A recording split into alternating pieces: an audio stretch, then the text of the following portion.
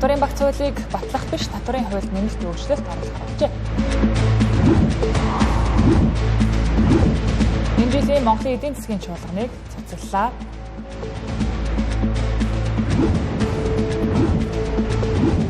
Эрдэнэс 5 толгой хувьцаат компани 1072 хувьцааг өвлүүлэх асуудлыг эцэслэн шийдлээ. Олон жилийн дунджаас халуун бороо хуртай зам болох төлөв гарчээ.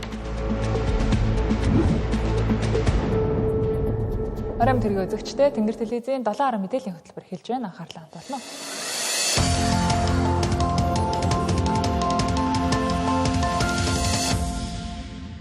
Оюун эрдэнэ Зандан шатар нарын засгийн газрын тэргүүнээр ажиллаж байхдаа татварын багц хуулийг баталж иргэд аж ахуй нэгжүүдийнхээ нуруунд ирэх ачааг хөнгөлнө гэж амлаж байсан. Гэсэн ч өөрчлөлт хийж чадалгүй байсаар ажлаа өгцгөөсөн. Ингэснээр татварын ачааллыг бууруулах ажил одоогийн ерөнхий сайд учралт шилжээд байна. Тэрээр ерөнхий сайдаар томилогдоод яг 1 сарын хугацаа өнгөрч байгаа. Энэ өдөр иргэд аж ахуй нэгжүүдийн татварын ачааллыг 2.2 их найдаар бууруулах хуулийн төслийг боловсруулсан тухайга дуулгалаа. Ингэхдээ татвартай холбоотой хуулиудыг багцаар нь батлах биш, нэмэлт өөрчлөлт оруулахаар төлөвлөжээ. Оюун эрдэнийн засгийн газар огцрохынхоо яг өмнөхөн буюу хамгийн сүүлийн засгийн газрын хуралдаанаараа татварын багц хуулийг боловсруулж дууссан тухайга мэдэгдэж байсан. За доторх өөрчлөлтүүдийг нь танилцуулж байсан.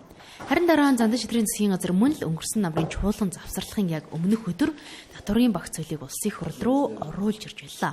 Ингээд таврын чуулганы ихэн татварын багц хуулийг улсын хурал хилэлцэх нь гэтэл Зандан шатрын өөрийн хүсэлтээр ерөнхий сайдын ажлаа хүлээлгэн өгсөн.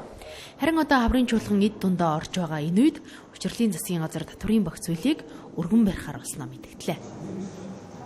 Татварын багц хуулийг татаад татварын хуулийн нэмэлт өөрчлөлтийг одоо бид нэр өргөн барьж байна гэсэн үг. За гайлаар одоо бараа бүтээгдэхүүн орж ирээд шууд нөөтөө төлөхгүй 2 сарын хугацаанд бараа бүтээгдэхүүнээ борлуулсныхаа дараа нөөт төлөх болцоог хангаж байгаа. За мөн данс битүүмжлэгтэр хэдийгээр татвар нийгмийн даатгатай төлөөгүй үр төлбөртэй гарсан хэдий ч тухайн компанид цалин малингаа төлөх өдөр тутмын үйл ажиллагаа явуулах болцоог хангахын тулд нөгөө нийт одоо дансных нь 20%-ийг нээж байгаа гэсэн. Ямар тохиолдол? Хөдөлмөрийн хүсний доод хэмжээ 792 мянга байгаа тийм ээ. Тэгэхээр 2 сая төгрөгийн цалин авдаг хүн байлаа гэж бодъё жишээ нь. Тэгэх юм бол 792 мянган төгрөг буюу хөдөлмөрийн хүсний доод хэмжээнээс нь хүн амын орлогын албан татрыг одоо уцаа олгодог болё, хөнгөлөё. Түүнээс дээш гарсан хэмжээнээсээ хүн амын орлогын албан татраа төлөөд явдаг энэ зохицуултыг оруулж өгч байгаа. За энэ бол одоо нийтдээ жилдээ бол 950 орчим мянган төгрөгийг одоо буцаа авах нэ хөдөлмөр эрхэлж байгаа иргэн маань цалингийнхаа энэ хүн амын орлогын албан татрыг хөнгөлтийг. Зандан шатрын засгийн газар татварын ачааллыг 2.7 их найдаар бууруулах хуулийн төслийг танилцуулж байсан бол Учрлын засгийн газар 2.2 их найдаар бууруулах хуулийн төслийг танилцууллаа. За өөрөөр хэлбэл 500 тэрбум төгрөгөөр буурч орж ирлээ. За гисэн 90 доторх заалтууд нь өмнөх засгийн газрынхтай адилхан шах байна. За өнөөхөл нөөц суудхан төлөгчийн босгоёг 400 сая болгож нэмэгдүүлэх, дотоодын болон импортын нөөц төлөх хугацааг 2 сар хүртэлх хугацаагаар хойшлуулах, за аж ахуй нэгжийн орлогын албан татварыг 25%-аар тооцсон ноогдуулж эхлэх татвар ноогдуулах орлогын босгын хэмжээ 6 тэрбум байгааг 10 тэрбум болгож нэмэгдүүлэх зэрэг өмнөх засгийн газрын үед яригдж байсан заалтууд яг тэр чигээрээ орж ирсэн байна. Түүнчлэн хөдөлмөр эрхэлж байгаа иргэдийн сарын 792 мянган төгрөг хүртэлх орлогод ноогдуулах албан татварыг 100% буцаа олгохоор тусгасан байна. За энэ заалт оюун эрдэнэ засгийн газрын үед мөн л танилцуулагдж байсан. За энэ мэтчлэн иргэд аж ахуй нэгжүүдийн шаарддаг салбар яамны аль хэдийн тооцоолоод гаргачихсан өөрчлөлтүүд ахиад л яригдж эхэллээ. Ийм яриануудад иргэд дөжөрчихсөн учраас гагцгүй хууль батлагдах нь чухал байгааг олон нийт цахим сүлжээнд бичицгээж байна. 16 жилийн турш зохион байгуулагдаж ирсэн Монголын эдийн засгийн чуулган арга хэмжээг энэ жил халахсах шийдвэрийг засгийн газар гаргалаа. Ойрхот орондод өрнөж байгаа хорцодмол байдлаас үүдэн ийм шийдвэр гаргасан гэдгийг ерөнхий сайд учрал тайлбарласан юм а. Гэхдээ нэгэнт гадаадын хөрөнгө оруулагчдыг урьдчилсан байгаа учраас засгийн газар хүлээж авч уулзаж хамтран ажиллах саналыг тавих нь зүйтэй гэдгийг хэлж байлаа. Үндэсний хэмжээний хамгийн том хилэлцүүлгийн талбар болох Монголын эдийн засгийн чуулганыг цуцлах шийдвэрийг засгийн газар гаргалаа. За гаднаач тэр дотрооч тэр эдийн засаг хүндэрч ойрхот орондод хурцдмал байдал үргэлжилсээр байгаа учраас ийм шийдвэр гаргахаас өөр аргагүй гэдгийг ерөнхий сайд хэлж байлаа. За гэхдээ нөгөө талдаа ерөнхий сайд өөрөө өнгөрсөн жилийн эдийн засгийн чуулганы үеэр Хөрөнгө оруулалтын хуулиа дараа жил гэхэд баталж чадахгүй бол дахин хөрөнгө оруулагчдыг урьж форум хийхэ болъё гэж хэлж байсан удаатай. Хэрвээ гадаадын хөрөнгө оруулалтын хууль гарахгүй бол экономик форум дахид Монгол зохион байгуулагдахгүй гэдгээ тохирч. Тэгээ уучлаарай тий. Хоёроо. Одоо болох хэрэгтэй. Одоо дараа жил дахиад одоо юу болох юм чинь тийм үү? Тий. Тэгэхээр одоо лавга ерөнхийлөгч хэлэх гээд тэр зөвшөөрлийг хоёулаа тэр 14 хоногт нөхөхгүй бол хоёулаа дахиж энэ арга хэмжээнд ирээд ирэхгүй. Тэгээ холхон байж дээр өгөхгүй. Энэхүү өнгөрсөн жилийн Монголын эдийн засгийн чуулганаас хойш хөрөнгө оруулалтын хуулиа баталж чадаагүй учраа ерөнхий сайд хэлсэн үгэндээ хүрч цуцалж байгаагаа хэлсэн юм а. Өргөгдсөн байгаа гадна дотны зочид байвал тэр хүмүүстэй салбарын сайдаар тухайлан уулзч болно. Би өргөгдсөн зочдыг өөрөө хүлээж авч уулзна. Ингээд урилга өгөгдсөн бол уулзнаа. Тэгээ бүгдээрээ хөрөнгө оруулалтын хуулиа баталнаа. Тэгээ иргэжил арай ёслол төгөлдөр хийе. Тэрээс биш одоо ингээд энэ жил эдийн засгийн форум хийгээд явах зардал чирэгдэл нь бас төдийлөн байхгүй байна. Дээрээс нь хөрөнгө оруулалтын хууль батлахгүй бол хийхгүй гэж одоо би одоо тэр жилийг хэлсэн үгэндээ эзэн болж байна. Шинэ засгийн газрын тэргүүний гаргаж байгаа шийдвэрийг бол хүндэтгэлтэйгээр хүлээж авч байгаа. Нөгөө талдаа бид нар ирж байгаа бүртгүүлсэн зочид гिचэд одоо гадны бизнес төлөөлөгчтэй бол эдийн засгийн зөвлөлтөөгөө хамтраад хүлээж авч жижигрүүлсэн хувилбараар хилцүүлгүүдийг Монголын хөрөнгө оруулалтын бизнесийн орчны талаар ерөнхий сайд өөрөө манлайлаад кабинетаа манлайлаад хаалттай хүрээнд зохион байгуулах юм чиглэлийг бол гаргасан байна. Тэр нь юу вэ гэвэл хөрөнгө оруулагчдыг өргөж байгаа гол шалтгаан нь хууль эрхцэн орчны тодорхойгүй байдал, засаглалын тогтворгүй байдал юм. Зовлонч хөрөнгө оруулагчид хувийн хөвшил энэ тухай ярьж байсан. Гэтэл манай шийдвэр гаргагчид өнгөрсөн 1 жилийн хугацаанд хөрөнгө оруулалтын хуулиа хөтлөж чадсангүй. Зэмд гадна дотны хөрөнгө оруулагчдыг урьж залж форум хийгээд ч нэмэргүй гэж үзжээ. Засгийн газрын хуралдаанаар 1072 хувьцааг өвлүүлэх шийдвэрийг гаргалаа. Тодорхойлбол Эрдэнэс 5 толгой хувьцаат компани хувьцааг эзэмшиж байгаад нас барсан 130 мянга гаруй иргэний хувьцаа болон түүнд хуваарлагдсан ногдол ашгийг үр хүүхэд гэр бүл нь өв залгамжлан авах боломж бүрдлээ. Гэхдээ энэ тогтоол эх 6 дугаар сарын 1-ний өдрөөс хэрэгжиж эхлэх юм байна. Өнөөдрийн засгийн газрын хуралдаанаар Эрдэнэс 5 толгой компанийн иргэдэд эзэмшүүлсэн хувьцааг за энэ одоо хувьцаа болон түүнд ногдох ногдол ашгийг өвлөх энэ шилжүүлэх тийм ээ. Энэ одоо ажиллагааг бодвол хууль тогтоомжийн хүрээнд зохион байгуулахыг одоо холбогдох байгууллагад даалгаж шийдвэрсэн байна. За энэ тогтоол батлагдсанаар 2012 оноос хэрэг 14-15 жилийн хугацаанд энэ саатсан байсан өвийн харилцаа ерөнхийдөө бол шийдэгдэж гэж ойлгож болно. Үн цасны төвлөрсөн хадгаламжийн төв компани бүртгэлтэй нэг 130 мянга гаруй иргэдийн нас барсан иргэдийн хувьцаа түүнд ногдох ногдол ашгийн хөрөнгө бол одоо хүлээн авагч нарт бол шилжих энэ нөхцөл боломжууд үүдэж гэж ойлгож байна. 2026 оны 6 сарын 1-ний өдрөөс энэхүү тогтоолыг бас дагаж мөрдөх энэ хугацааг бол тайлбар шийдвэрсэн байгаа.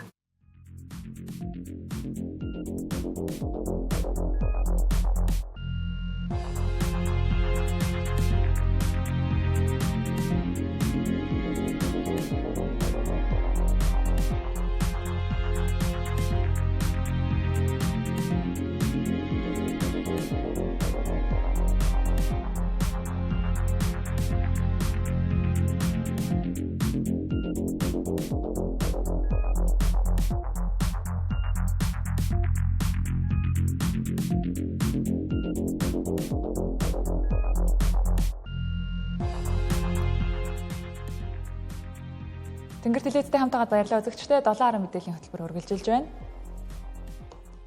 Азийн хөгжлийн банк Монгол улсын эдийн засаг 2026 онд 5.7%-аар харин 2027 онд 6% өсөх төлөвтэй байгааг тайландаа дурдсан. Түүнчлэн эдийн засгийн орчин мөчлөг өөрчлөгдөж эхэлж үнийн болон эрэлтийн гадаад эрсдлүүд нэмэгдэж байгааг Азийн хөгжлийн банкны ахлах эдийн засагч Мартино Пелли хэллээ. Тиймээс эдийн засгийн өсөлтийн хурдаас илүүтэй чанар болон эрсдэлд тэнцвэртэй байдалд илүү анхаарах хэрэгтэй гэдгийг хэллээ. Thanks for joining us. Сайн байна уу? Цаг гаргаан хүрэлцэн ирсэнд баярлалаа. Бид өнөөдөр Монгол улсын эдийн засгийн нөхцөл байдал, дэлхийд дахинд өрнөж буй үйл явдлууд хэрхэн нөлөөлөх талаар ярилцах болно. Монголын эдийн засаг хурдцтай өсөлтийг харуулж байгаа ч тодорхойгүй байдал бас нэмэгцээр байна. Монгол улсын эдийн засгийн мөчлөгийг өнөөгийн үе шатыг та хэрхэн тодорхойлох вэ? So Mongolia is entering a phase where Монгол улс доктортой байдлаа хадгалах, мөн эдийн засгийн бүтцийн өөрчлөлтийг хурдасгах маш чухал үе шат руу шилжиж байна. Сүүлийн хэдэн жилд эдийн засаг эрчимтэй өссөн. Өнгөрсөн жил эдийн засгийн өсөлт дунджаар 6.8% байсан бөгөөд үүнд уулуурхайн салбар, хөдөө аж ахуйн салбарын хүчтэй сэргэлт, дотоодын эрэлт хэрэгцээний өсөлт голлон нөлөөлсөн. Гэвч эдийн засгийн орчин мөчлөг өөрчлөгдөж эхэлж байна. Мөн үнийн болон эрэлтийн гадаад эрсдлүүд нэмэгдэж байгаа. Миний харж байгаагаар энэ жил хөдөө аж ахуйн салбарын эдийн засгийн өсөлтөнд оруулах хувь нэмэр хэвийн түвшиндөө очих төлөвтэй байна. Гэхдээ Монголын эдийн засаг өссөөр байгаа. Харин анхаарах чиглэл өөрчлөгдөж байна. Тиймээс одоо бид эдийн засгийн өсөлтийн хурдаас илүүтэй чанар болон эрсдэл төсвөртэй байдалд илүү анхаарах хэрэгтэй болж байна. But more on the quality and on the resilience of that growth. I totally agree with you. Тантай санал нэг байна. Таны мэдэж байгаачлан Монгол улс уулуурхаад түшгэлсэн эдийн засагтай. Энэ нь хэр эрсдэлтэй вэ? Бид эдийн засгаа хэрхэн солонгоруулах хэрэгтэй вэ? So the current growth model is Монголын одоогийн эдийн засгийн өсөлтийн загвар үр дүнтэй байгаа ч бүрэн хангалттай биш байна. Уулуурхайн эдийн засгийн хүчтэй өсөлт, төсвийн орлого, гадаад доктортой байдлыг Монгол улсад авчирсан. Ойрын хугацаанд ч эдийн засаг уулуурхаад ярил тогтох байх. Гэхдээ энэ нь эдийн засгийг нэг тал руу хит хамааралтай болгож байна. Монголын эдийн засаг түүхийн эдийн мөчлөг болон эрэлтийн өөрчлөлт тэр дундаа хятадын зах зээлээс маш их хамааралтай байгаа. Солонгоруулах буюу төрөлжүүлэх тал дээр ахиц гарч байгаа ч маш удаан байна. Дэд бүтэц, үйлчилгээ, боловсруулах салбарт тэлэлт ажиглагдаж байгаа ч уул уурхай давмгайлсан хэвээрэл байгаа. Гэхдээ болгоомжтой байх ёстой. Гол зорилго нь уул уурхайгаас бүр мөсөн холдох биш юм. Зүгээр л уул уурхайгаа түшиглээд Монгол улсын харьцангуй давуу тал дээр тулгуурласан өсөлтийн өөр хөдөлгөөрүүдийг бий болгох явдал юм. Based on Mongolia's comparative advantage. So what do you think? Тэгвэл бүс нутгийн бусад улстай харьцуулахад Монголын харьцангуй давуу тал нь юу вэ? Well, it's За үүний тулд заавал хол харах хэрэггүй. Зүгээр л ноолуур, ноос зэрэг түүхийн эдээ харах хэрэгтэй. Түүхийн эдээ экспортлохын оронд угаах, эерэх, өндөр чанартай бэлэн бүтээгдэхүүн үйлдвэрлэх зэргээр өртгийн сүлжээгээ ахиулах нь хамгийн түрүүнд хийчихэж болох ойрын боломж гэж би бодож байгаа. Ингэж чадвал бид нэмүү өртгийг дотооддоо илүү ихээр үлдээж чадна. Энэ бол зүгээр л нэг жишээ. And this is just an example. So Mongolia is geographically Монгол улс ойрох дорндоос газар зүйн хувьд хол оршдог. Гэсэн ч Ираны мөргөлдөөн манай эдийн засагт нөлөөлөх бодит сувгууд бий. Мөргөлдөөнөөс болж дэлхийн эрчим хүчний үн өсөж байгаа нь Монголын инфляц болон үйлдвэрлэлийн зардалд яг яаж нөлөөлөх вэ? also production costs. So for Mongolia, the main transmission channel is going to Монгол улсын хувьд гол нөлөөлөх сувг нь нийлүүлэлтийн тасалдал биш, харин үнийн өсөлт байх болно. Монгол улс шатхууныхаа ихэнх хэсгийг Оросын холбооны улсаас авдаг учраас тээвэр логистик эсвэл биет нийлүүлэлтийн саатал бидэнд шууд нөлөөлөхгүй. Харин дэлхийн зах зээлийн жишг үн өссөөр нөлөө ирнэ. Шатхууны үн өсөх нь эрчим хүч, түлш, түгээлтийн зардалд маш хурдан нөлөөлж улмаар ерөнхий инфляцийг хөөсрүүлдэг. Хоёр дахь нөлөө нь бордооны дэлхийн зах зээлийн үн өсөх явдал юм. Энэ нь хөдөө аж ахуйн үйлдвэрлэлийн зардлыг нэмэгдүүлж яваандаа хүнсний үнэнд нөлөөлөх магадaltaй. Тэгэхээр Монгол улс ойрох дорндоос газар зүйн хувьд холж илээ импортын инфляц болон үйлдвэрлэлийн зардлын өсөлтөөр дамжин нөлөөг нь мэдрэх болно. Тэгвэл Монгол улсын засгийн газар эдгээр эрсдлүүдэд хэрхэн бэлтгэлтэй байх хэрэгтэй вэ? Well, I think, when Тодорхойгүй байдал ихссэн үед бодлогын тогтвортой байдал маш чухал. Инфляцийг тогтоон барих нь төв банкны ажил юм. Мөн төлөвлөгдсөн дэд бүтцийн хөрөнгө оруулалтуудаа цаг тухайд нь хэрэгжүүлэх нь маш чухал. Өнөөдөр Монголын бодлого тодорхойлогчдын бүрэн анхаарахгүй байгаа нэг эрсдэл, нэг боломжийг дурдвал. So, okay, let me frame it this way. I think Ингэж томьёолъё. Хамгийн том эрсдэл бол эдийн засгийн хит төвлөрөл. Үүнийг хүн бүр мэддэгч ажил хэрэг болгож шийтгэхэд хэцүү байдаг. Монголын эдийн засаг ердөө хэдхэн нэр төрлийн экспорт тэгээд ганцхан гол зах зээл буюу бүгд найрамдах хятадаар дулсаас хамааралтай байна. Тиймээс үн, эрэлт, эсвэл геополитикийн ямар ч цохилт эдийн засагт маш хурдан нөлөөлдөг. Байнга яригадаад байдаггүй өөр нэг чухал эрсдэл бол уур амьсгал, байгаль орчны эмзэг байдал юм. Монгол улс зуд, ган, газрын дороотолд маш өртөмтгий. Эдгээр шокууд ирэхэд зөвхөн хөдөө аж ахуйн салбар биш, хүнсний үн, хөдөөгийн иргэдийн орлого гээд бүх зүйлд нөлөөлж эцэстээ макро эдийн засгийн доктортой байдлын эрсдэл болж хувирдаг. Тэгэхээр байгаль орчин өөрөө Монголын хувьд макро эдийн засгийн эрсдэл болж байна. Харин боломж талыг харвал би эрчим хүчний шилжилт болон байгалийн баялагийг нэрлэнэ. Монголд чухал ашигт малтмал, сэргээгдэх эрчим хүч, бэлчээрийн менежментийг сайжруулах асар их нөөц байгаа. Хэрэг бид эдгээр салбарт үнэхээр хөрөнгө оруулалт хийж чадвал энэ нь эдийн засгийг төрөлжүүлэх гол хөшүүрэг болно. Хөрөнгө оруулалтыг ч татна. Эдийн засгийг илүү төсвөртэй болгоход бодиттой хувь нэмэр оруулна. Тиймээс би байгаль орчны үүрэг оролцоод Монголын эдийн засагт тогтворжуулагч хүчин зүйл гэж харах дуртай. Эрсдэл боломж хоёулаа маш тодорхой байгаа. Харин одоо бол тэдгээрийг шийдэх бодит шийдлүүдэд хэрэгжүүлэх шатанд орох цаг нь болсон гэж бодож байна. And now it's time to move into the phase where we implement concrete solutions to them. All right. Цаг гарган ярилцлага өгсөн танд баярлалаа. Ярилцахад таатай байлаа. Баярлалаа. Хөрөнгө оруулалтын 7 хоногийн 3 дахь өдөр салбартаа тэргүүлэгч компаниуд өөрсдийн үйл ажиллагаа болон шин шийдлүүдэд танилцууллаа. Тодорхойлбол IDAX компани өнгөрсөн жилийн үйл ажиллагааны тайлангаа олон нийтэд танилцуулж, компани ашигынхаа токен эзэмшигчдэд ашиг хуваарлах болсноо зарлалаа. Харин Монгол DeFi компани авдар хитвчийн сайжруулсан хувилбарыг гаргажээ. Монгол DeFi компани шинэ бүтээгдэхүүн үйлчилгээний танилцуулгыг хийж, авдар хитвчийн сайжруулсан хувилбараа олон нийтэд хүргэлээ. Энэхүү шинжлэхсэн хувилбар нь хэрэглэгчдэд бүтээгдэхүүн үйлчилгээг дундын зүүншлэгчгүйгээр шууд авах боломж олгож байгаагаараа онцлог юм а. Ингэснээр хэрэглэгчид илүү хурдан хялбар, зардал багатай нөхцөлд санхүүгийн үйлчилгээ авах боломжийг олгож байна лээ.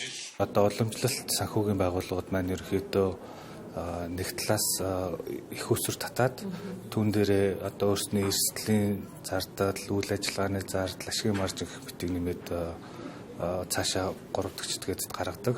Тэгвэл энэхүү манай авдар төсөл маань болохоор үүнийг нөгөө ухаалаг гэрээ, блокчейн, яг технологиор шийдснээрээ энэхүү нөгөө ашигын маржин, одоо эрсдлийн сан, үйл ажиллагааны зардлуудыг ер нь халаад шууд хэрэглэгчд хоорондоо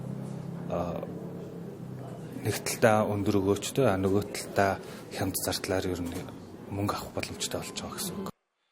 Энэ удаагийн арга хэмжээний хүрээнд IDAX бирж өнгөрсөн жилийн үйл ажиллагааны тайлангаа олон нийтэд танилцууллаа. За компани зүгээс олсон ашигаас DAX-д токен эзэмшигчдэд ашиг хуваарлах болсноо албан ёсоор зарласан нь хөрөнгө оруулагчдын анхаарлыг татсан чухал үйл явдал боллоо.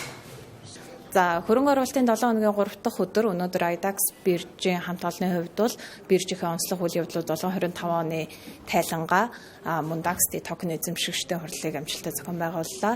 Ерөнхийдөө энэ удаагийн хурлаар гарсан шийдвэр нь DAX токен эзэмшигчдэд IDAX биржийн цэвэр ашигын 30%-ийг олгохоор шийдвэрлээд олголтоо хийлээ. Хөрөнгө оруулалтын 7 хоног ийхүү шинэлэг санаачлах шинэ бүтээгдэхүүнүүдийн танилцуулгаар үргэлжилсээр байна. За өчигдрөл гэхэд Ard Investment Group нь эрчимчлийн салбарт хөрөнгө оруулалтаа хийгээд амьсан юм а. Эрчим хүчний салбарт сэргэнгүй сэргэрт эрчим хүч. Одоо манай чинь одоо асуудал их байна шүү дээ Монголд. Хоёрт нь болохоор нөгөө хариуцлага уул уурхай гэж нэг чухал салбар байгаа тийм. Эдгээр төслүүдийг хариуцлагаар явуулах энэ компаниуд дэмжих гэсэн юм платформ гаргаж байгаа. Платформ гэдэг нь бол уулуурхан бид нар бол компани биш. Хариуцлага уулуурхан компани төслүүдийг санхүү технологийн шийдээр дэмжих. Жил бүрийн хаврын энэ өдрүүдэд нээлттэй компанийн ашиг тусыг олон нийтэд харуулдаг ард санхүүгийн нэгдэл нь жилээс жилд өргөжин тэлсээр байна. За энэхүү 7 хоног үргэлжилсэн хөрөнгө оруулалтын 7 хоног маргааш өнгөрч байна. Худалдаа ажилтны танхимын тухай хууль 1995 онд батлагдсанаас хойш томоохон шинжилэл хийгдээгүй өдийг хүрсэн. Тэгвэл 30 жилийн дараа бие даасан энэ хуульд салхи оруулж орчин цагийн нөхцөлтэй хуулийн зохицуултыг уялдуулахаар төсөл боловсруулад байна. Гэвч эдийн засгийн байнгын хороо уг хуулийн төслийг хэлэлцэх хэсгийг дэмжээгүй.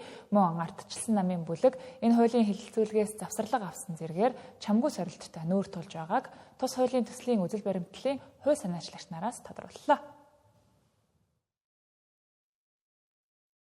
2021 онд уг хуулийн хэрэгжилтийн үр нөлөөг үнэлэхэд хуулийн үндсэн зорилго үзэл баримтлалтаа нийцэж чадахгүй байна гэсэн дүгнэлт гарчээ. Ялангуяа орон нутгийн зарчимдэр суурилж аймаг нийслэлийн салбар танхимыг байгуулна гэсэн боловч боддоор Улаанбаатар хотын худалдааны танхимаас өөр бие даасан шинжтэй танхим хараахан байгуулагдаагүй үдийг хүрсэн.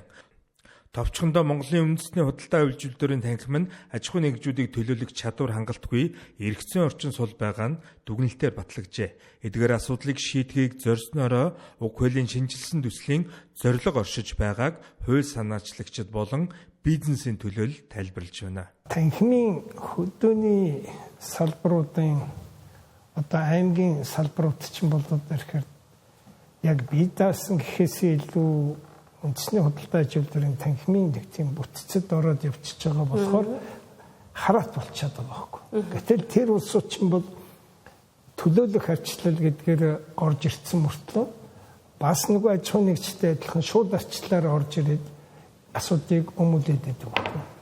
Тэгээд чинь хэн одоо тэрэн дээр илүү комбинац хийсэн тэднэрийг илүү багцсан нь бол тодорхой хэмжээний бас ялах магадлал өндөртэй байхгүй. Тэгэхээр энэ дээр бол яг чаргагүй энийг нэг шийдээд яг бие даасан танхимууд болгож хөгжүүлэх нь өөрөө хөдөөний салбаруудад бас хэрэгтэй юм байна. Шинэ хуулиар болохоор хуулийн төслөөр болохоор аж ахуйн нэгжүүд нь аймаг нийслэлийнхаа танхимд орж болно. Юунд орж болно? Нөгөө эдийн засгийн салбарын одоо би жишээлбэл нийслэл такси үйлчилгээ эрхэлдэг. Тэгээд хажуугаар нь бас ийм жуулчны баацтай компани байлаа гэж бодоход би аялал жуулчлалын мэргэжлийн холбоонд орчиж болж байна. Тэгээд тэр нийслэлийнхаа танхимд байж болж байна. Эсвэл одоо тэр нөгөө таксит юутай холбоотой тийм танхим байвал гэтээ байхгүй одоогор бол тийм байхгүй байгаа л да тийм холбоо. Тэгэхээр яг хөө ингээд өөрийнхөө үйл ажиллагаа болон газар нутгийн юугаар хамаарад аль алинд нь орж байна.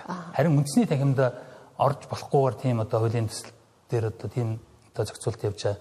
Үндэсний танхим нь болохоор танхимуудын одоо Улаанбаатар хотын танхим нь одоо жишээл саяын хэлдэг тэр аялал жуулчлалын мэргэжлийн юу танхим ч юм уу холбоон ч юм уу эдгээр нь нэгдчихэд үндэсний танхимаа бий болгодог. Тэгэд хэрвээ ингээд аж ахуйн нэгжүүд ингээд дээшээ ороод ахаар тэр нөгөө орон нутгууд чинь бас нөгөө бие дааж чадахгүйгийн нэг шалтгаан юу санхүүгийн хувьд амьдрах чадваргүй байдаг. Татвар хураамжууд нь бүгдээрээ үндэсний танхим руу орчдөг. Тэгэхээр одоо татвар хураамж байхгүй болохоор үйл ажиллагаа явуулж чадахгүй мөнгө санхүүгийн хувьд хараат болчихоор тэгээд бие даасан байдал нь алдагдчихад ийм зүйл. Түүнчлэн Монголын үндэсний худалдаа үйлчилдөрийн танхим нь улс төрөөс хамгийн ангид институт байх ёстой. Гэтэл эсвэргээрээ улс төрөөс хэтэрхий хамааралтай байгууллага болсон нь бодитдүүн. Танхимын ерөнхийлөгчд өрсөлдөгчд нь том намуудын баг хурал үндэсний бодлогын хорооны гишүүн улс төрчид байдаг нь үүний нотлохоо.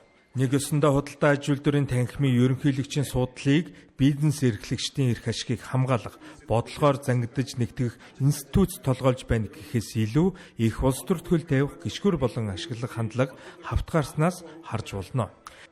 Шат бүрд энэ танхимууд бий болоод бие даасан үйл ажиллагаа явуулах салбарынхаа дуу хоолой нэгдсэн тийм дуу хоолой болох үзэгдэл Монголд хуулийн тааруу. Өнөөдөр сая жишээ нэг ярьж илээ ямар салбарт ч одоо нэр заагаад би бас хүмүүсийн ураг хүргэж байгаа. Нэг салбарт 238 тийм холбоо байна гэж байгаа байхгүй нөгөө салбараа төлөвлөдөг. Баргалж ажиллаж байгаа компани болгоно нэг холбоотой болсон. Тэгэд компани болгоно зөвхөн өөрийнхөө асуудлыг авчиж нөгөө яам холбогдох яам ерөнхий сайд нөгөө аймгийн засаг дарга нартай ярьдаг болохоор бид нар дуу хоолой маань тарамдаад хүчгүй сул улбар болоод өнөөдөр хөдөлмөрийн хууль ярьсан, хөрөнгө оруулалтын хууль ярьсан, бизнесийн маргааныг шийдэх энэ шүүх тогтолцоо ярьсан, татвараа ярьсан, нөөтөө ярьсан, нийгмийн даатгалын шимтгэлээ ярьсан. Зөвхөн популист улс төрчдөд ашигтай өгөөс нь болоод байгаа. Энэ улс төрчлөлтийн асуудлыг зохицуулж байгаа гэдэг талаас нь би бол маш өндөр ач холбогдлын ойлголт өгж байгаа. Энийг зааж өгөхгүй болвол өнөөдөр яг сонгуульд өгөхөд ирэхлээр энэ нөгөө танхим дээр бужигнадаг намууд буужигддаг. Нөгөө бизнес эрхлэгчид биш, намууд хоорондоо ингээд нөгөө буужигддаг юм нэг юм хэрүүлийн алин бас нэг тариад өгсөн. Тэгвэл энэ байдлыг эргүүлэхэд илүү тэнцвэртэй юм харилцаанд орох боломжтой болох зөвхөн энэ талбай дээр ингээд нэг хэсэг хүмүүс жагсаад энэ бодлогыг ингээд нөгөө чиглүүлээд байдаг биш. Бизнесүүд нь өөрсдийнхөө энэ төлөөний байгууллагаар бодлого тогтоож байгаа, шийдвэр гаргаж байгаа их хуралтайгаа, засгийн газартайгаа одоо чат бүрний удирдлага, төрийн удирдлагуудтай шууд харилцах энэ боломжийг сувгийг нээж өгч байгаа гэдгээр л маш өндөр ач холбогдолтой тийм хууль болж байгаа гэж үзэж байгаа. Хэрв энэхүү хуулийн төсөл улсын хурлын босго тав бол Монголын үндэсний худалдаа аюул үйлдвэрийн танхим нь танхимуудын танхим салбарын холбоодыг нэгтгэсэн толгой холбоо болж танхимын ерөнхийлөгч удирдлагыг улс төрөөс хараат бус байлгахад хуулиар зохицуулж хязгаарлана гэж үзэж байгаамаа. Энэ зам олон жилийн дунджаас дулаан нутгийн зүүн хэсгээр хурд тундас бага орохоор хэтийн төлөв гарчээ. Товчхондоо бол нийт нутгаар халуун бас хуурай шилт өндөртэй гантай зам болно гэдгийг цагуур орчны шинжилгээний газраас мэдээллээ. Ирэх сард төв болон зүүн бүсээс бусад нутгаар олон жилийн дунджаас дулаан байх нэ. Харин төв болон Сэлэнг аймгийн зүүн хэсэг, Хинти, Дорнод, Сүхбаатарын нутгаар хурд тундас бага, бусад нутгаар хэвий орон гэлээ. Харин 6 дугаар сард Сэлэнг төвийн зүүн, Хинти, Дорнод, Сүхбаатараас бусад газраар олон жилийн дунджаас халуун байх нь. Ялангуяа зүүн болон төвийн бүс нутгаар бороо хурд тундас бага орох тул гангийн эрсдэл үсэж болзошгүй. Харин 7 дугаар сард говийн бүс нутгийн өмнөд хэсгээр халах төлөвтэй, бусад хэсгээр дундаж дулаан байна гэлээ. 7 сарын хувьд гэх юм бол Лунзны хувьд гэх юм бол за төвийн нутаг буюу Хөвсгөл, Булган, Арангай, за Төв аймгийн нутаг, за Завхны зүүн хэсэг, за Сэлэнгийн баруун хэсгээр бол олон жилийн дунджийн орчин бус нутгаар бол олон жилийн дунджаас бага хурд тундастай. Хэмээл өнгөрсөн жил за 5 сард 5 болон 6 сард ерөнхийдөө бол Төвийн болон зүүн аймгийн нутгуудаар лахи хурд тундастай байсан. За энэ жил зүүн болох юм бол өнгөрсөн жилдээ харьцуулбал хамаагүй энэ бол хурд тундас багтай хуурай жил болох төлөвтэй байгаа. Харин 8 дугаар сард Өмнө говьд Орон говьоос бусад нутгаар олон жилийн дундчтай харьцуулахад халуун, Баян үлгийн ховд увс говь алтай Завхан Өмнө говийн баруун, Баян онгорын өмнөд хэсгээр хурд тундас бага орохоор байна гэж тооцоологджээ. Ерөнхийдөө энэ зүүн ихэнх нутгаар ган гачиг болох эрсдэл өндөр байгаа юм. Түүнчлэн хүчтэй салхи шорон шуурганы давтагдал их байхаар ажиглагджээ. Иймээс малчид тариаланчид хүчтэй салхи шуурганаас сэргийлэх, олон нийт болзошгүй ой хэрийн төмрөөс үрдчлэн сэргийлэхийг холбогдох албанаас зөвлөж байна. Хотын орлогч даваа далайг прокурорын байгууллагаас албан тушаалын байдлаа оруулан завших, мөнгө угаах гэмт хэрэгт холбогдуулан шалгаж эхэлсэн байдаг.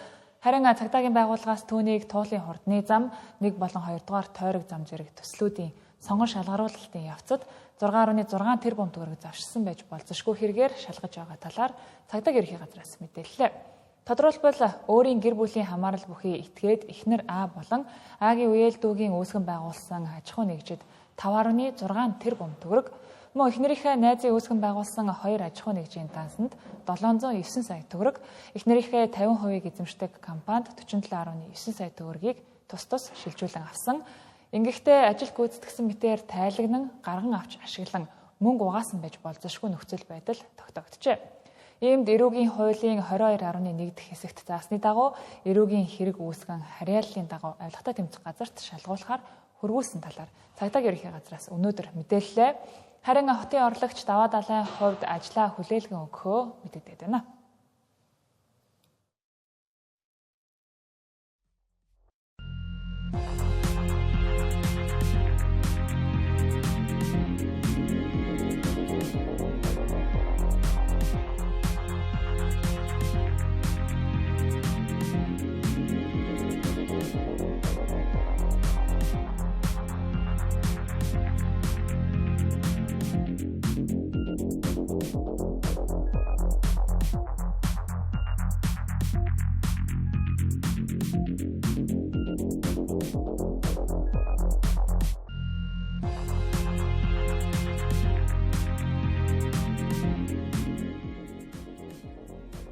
Доллар мэдээллийн хөтөлбөр студиэс шууд үргэлжилж байна. Азийн элсний спортын наадамд Монгол улс 8 спортын төрөлд өрсөлдөж байгаагаас 2 ч төрөлд анх удаага оролцож байна. Тэдний нэг нь хөл бөмбөг, ширээний теннисийн хослол гэж хэлж болох текболын төрөл юм а. Тэнгэрлэгчийн сурвалжлага баг бүгд арандах Хятад улс Хайнан харал Санья хотод болж байгаа Азийн элсний спортын наадмаас мэдээллүүдэд дамжуулан танд хүргэж байна. За яг одоо миний арт талд харагдаж байгаа хэсэг дээр за Монголын холимог баг текболын төрөлд өрсөлдөж байгаа юм а. За текболын төрөлд Монгол улс анх удаага Азийн элсний наадамд оролцож байгаа. За текбол бол хөл бөмбөг, ширээний теннисний хослол гэж хэлж болно. За магадгүй харахад хурд хүч маш хэрэгтэй юм шиг боловч яг үнэндээ бол тамирчнаас хувийн техник, за мөн одоо бөмбөг ашиглалт зэрэг илүү одоо ур чадварын одоо ийм чадваруудыг илүү шаарддаг гэж хэлж болох юм а.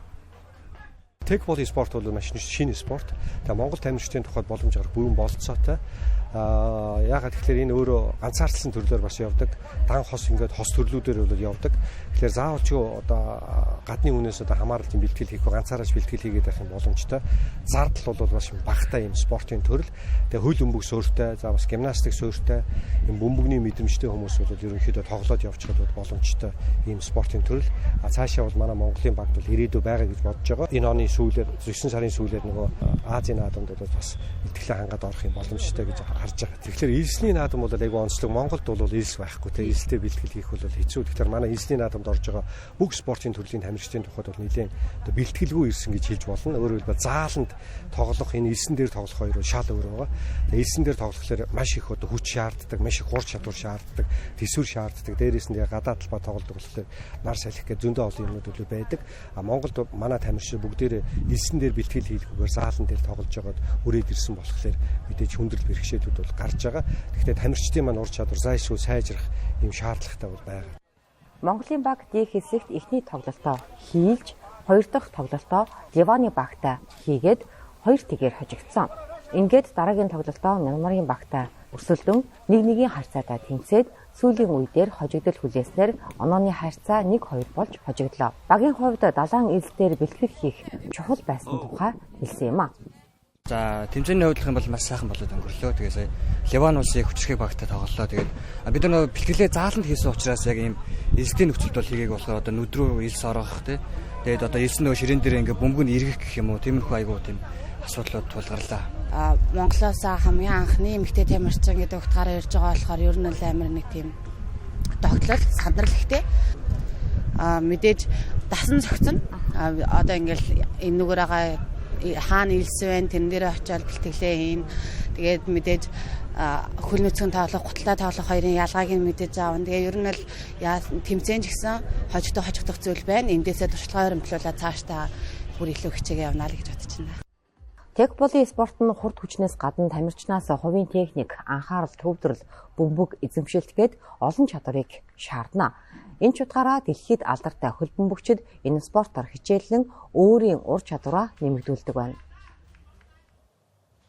Зарим эцэг эхчүүд ажил хөдөлмөр эрхлэхийн тулд цэцэрлэгт хамрагдах боломжгүй хүүхдүүдийг хүүхэд харах төвд өгдөг. Гэвч манай улсад хүүхэд харах төвд анхаарсан бодлого зохицуулалт хангалтгүй учраас стандартын шаардлага бүрэн хангаагүй орчин нөхцөлд үйл ажиллагаагаа явуулж байна. Харин One Sky олон улсын хүүхдийн байгууллага хүүхэд харах төвүүдэд тогтмол, тоглоом, эд хогшил, ном, сургалтын хэрэгсэл зэрэг зүйлсээр дэмжлэг тусалцааг үзүүлжээ. Тухайлбал Чамин хүүхэд харах төв 5 багш нийт 25 хүүхэдтэйгээр үйл ажиллагаагаа явуулдаг. Тэнд ихэвчлэн хөгжлийн бэрхшээлтэй болон цэцэрлэгт хамрагдах насанд хүрээгүй хүүхдүүд ирдэг. Мөн энд аутизмтай хүүхдүүд ч бий. Гэтэл эдгээр хүүхдүүдэд зориулсан зориултын тоглоом хэрэгсэл өдөр тутамд нь шаардлагатай зүйлс дутагдaltaй. Энэ асуудал нийслэлийн хэмжээнд үйл ажиллагаа явуулж буй 40 гаруй хүүхэд харах төвүүдэд тулгамддаг. Үүнтэй холбоотойгоор One Sky байгууллагаас хүүхдэд зориулсан тоглоом, ном сурах бичиг зэрэг хүүхдийн хөгжлийг дэмжих зүйлээр дэмжлэг үзүүлжээ. Түүнчлэн хөгжлийн хоцрогдолтой хүүхдүүдтэй зөв ажиллах арга зүйг хүүхэд харах төвийн ажилчдын дунд зохион байгууллаа. Явуулж байгаа энэ хөө сургалтанд 6 сарын хугацаатай энэ сургалтнаас маш их мэдээллийг би өөрөө болоод багш ажилчтай олгож байгаа. Хүүхдэдээ яаж ажиллах, хүүхдэд яаж хадамжуулах, хүүхдийн онцлогт нь яаж тохируулах, магадгүй тэднийхээ эцэг эхтэй нь яаж арилцах, тэдэндээ яаж мэдээлэл өгөх мэтчлээ маш тийм хэрэгцээтэй мэдээллүүдийг авч байгаа. Тэгээд зогсохгүй, мэдлэгийн өрөөнд зогсохгүй ийм одоо гоё бит маас ингээ югаар тоглоомнуудаар өөрсдийнхөө анги тамхиг чимгэж байгаадаа маш их баяртай. Ер нь хүүхд арга үйлчлэгээ гэдэг чинь ерөөдөө нэг тийм олон нийтэд танигдсан үйлчлэгээ жоохон биш л те. 2-5 насны хүүхдүүдийг одоо ээжүүд маань нэгдээд ингээд хүүхдийг харж те дэмжлэг үзүүлдэг ийм үйлчлэгээ байгаад байгаа. Тэгээ бид нар эднэрт илүү одоо хүүхдэд ажиллах тэр бага насны хүүхдийн хөгжлийн онцлогийг яг тэр тархины хөгжлийн одоо идэвхтэй насанд нь яаж дэмжих юм бэ гэдгийг л бид нар одоо 5.5 сарын програмаараа олгодог. Тэгээд өнөөдөр бол бид нар ингээд орчныг сайжруулах дэмжлэгээ өгөх өдөр байгаа даа. Нийслэлийн хэмжээнд 41 хүүхэд харах төв би тэдний 34-т нь One Sky олон улсын байгууллага сүүлийн 2 жилийн хугацаанд дэмжлэг үзүүлжээ. Өнөөдөр л гэхэд Баянгол, Баянзүрх болон Сонгой архин дүүргийн нийт 11 нь хүүхэд харах төвийн 200 гаруй хүүхдэд бие бэлдэр танин мэдхүү, хэл яриа болон нийгэмшгүй сэтгэл хөдлөл, хөгжлийг дэмжлэх шаардлагатай зүйлсээр дэмжлэг үзүүллээ. Дашрамт дурдхад One Sky олон улсын байгууллага дэлхийн 30 гаруй улсад хүүхдийн сайн сайхны төлөө үйл ажиллагаа явуулдаг. Манай улсад 2018 оноос эхлэн хүүхэд хамгаалал, хөгжлийн чиглэлээр үйл ажиллагаа явуулж байгаа юм а. Цаасан дээр баригдсан хотуудын нэг бол Хар Хором хот. 1986 оноос эхлэн яригдсан Хар Хором хот дөнгөж ерөнхий төлөвлөгөөний шатандаа л явж байна. Харин архитектурын зөвлөл, зэрэг салбарын мэргэжилтнүүдийн зүгээс энэ хотын хийж байгаа ажилд шүүмжлэлтэй хандлаа. 820 жилийн архитектурын түүхтэй Хар Хором хотын бүтээн байгуулалтын тендерийг зарлахад улсын төсвөөс 12 тэрбумыг ажлын албаныхан салхинд хийсгэлээ хэмээн Монголын архитектурын эвлэлийнхэн өнөөдөр байр сууриа илэрхийллээ. Угаарч зогсохгүй тендерт дан гадны компани болон мэргэжилтнүүдийг сонгож байна гэлээ. Монголчууд албан тушаал эрх мэдлээ ашиглан тэдэнд давуу байдал олгож улмаар удаа дараа тендер нэрээр 12 тэрбумыг төсвөөс бидний хармаанаас хулгайлж өгөх гэрээ хийх зөвшөөрлийг олгож байна. Бидний одоо баримтууд нь ганцхан хар хорноор дуусахгүй. Майдер хот гэж та нар мэднэ. Өчнөө хотыг төлөвлөсөн. Одоо нэг хөшөөл байгаа гэсэн. 3 дугаарт бас ханахгүйгээр дахиад хөшгөтэй өндийн Хүнүү хот гэж байгуулсан. Төлөвлөлтөн дээрээ алдсан гүйцэтгэлээ эхний одоо энэ бичиг баримтыг боловсруулах ажил явж байгаа хэдий боловч тэр нь ерөөсө хангалтгүй. Хар Хором хотын хөрөнгө оруулалт бүтээн байгуулалтыг дэмжих тухай хуулийг гаргасан. Нөгөөх нь биднээ санал аваагүй. Нэгмэр хилцүүлсэн л гэж сошиалаар нь худлаа оруулсныгаа тэгж нэрлдэг, гурилддаг. Тэгэхээр энэ эхнээсээ буруу замаар явчихсан юм аа.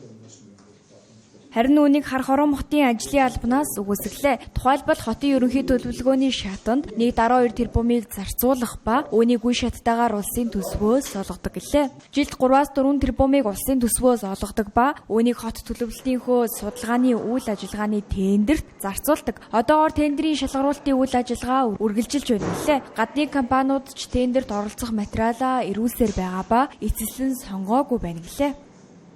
Хотын одоо яг ямар хугацаанд ямар одоо төсөв санхүүжилттэйгээр энэ бүтээн байгуулалтууд хийгдэх вэ гэдгийг нь бол ерөнхий төлөвлөгөө босуулагдаж эслэгдэж батлагдсны дараа тодорхой болно. Одоо энэ том хотын чинь 189 мянган гаад талбай дээр байгуулах төлөвлөлт маань одоо хэн хийх вэ гэдгээ шалгаруулах процесс дээр явж штэ. Тийм учраас одоо бол дүнг хэлэхэд бол боломжгүй. Тэрийг дараа нь гараад ирэхээр ерөнхий төлөвлөгөөнд дагаад хэрэгжүүлэх ийм арга хэмжээний төлөвлөгөө гэж 4 жилээр тооцсон ийм төлөвлөгөө гардаг юм. Хар Хором хот нь нийт 189 мянган га газрыг хамарсан бүтээн байгуулалт юм. 2050 он гэхэд 500 мянган оршин суугчтай болох зорилтыг энэхүү хот тавьж байсан. Гэхдээ одоогоор мод зүлэг тарихаас өөрөөр бүтээн байгуулалт эхлээгүй байна гэлээ. Тэнгэр телевизийн 7 10 мэдээллийн хөтөлбөр студиэс шууд хөрлөө. Хөтөлбөр тун удахгүй гадаад мэдээгээр үргэлжилнэ.